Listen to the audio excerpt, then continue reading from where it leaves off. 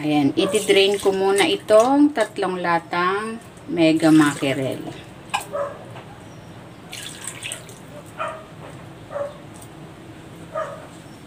Ayan, meron ako ditong sariwang dahon ng gabi. Babalutin ko dito yung mackerel.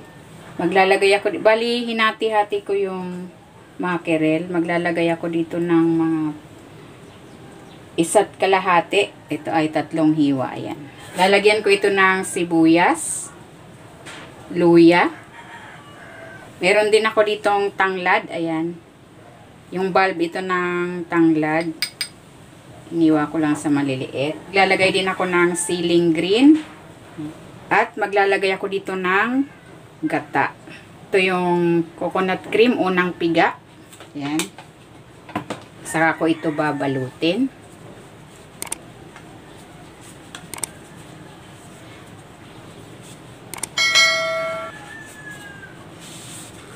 Ayan, ganyan lang.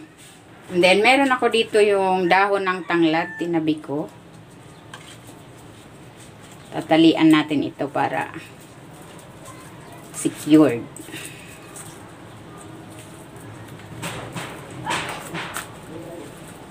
Tulan lang natin. Ayan, ganyan lang. Uulitin ko lang ang proseso sa natitira pa nating mackerel. Ayan, tapos na ako magbalot. Lulutuin na natin ito. Nakagawa ako ng 7 peraso. Ilalagay ko na dito yung mga natirang ricado, sibuyas. Ito yung mga tira sa palaman, luya, tanglad. Ilalagay ako ng bawang at yung ceiling green. Ibubuhos ko dito yung sabaw nitong mackerel at ang gata. Titimplahan ko ito ng asin at ng paminta. Takpan natin. Ayan, lutuin natin yan hanggang sa magmantika yung gata.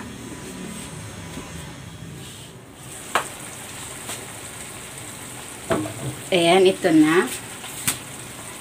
Creamy na. Magmamantika na rin. Maglalagay din ako ng siling labuyo. Ayan, luto na itong ating ginataang binalot na mackerel. Hahanguin ko na ito.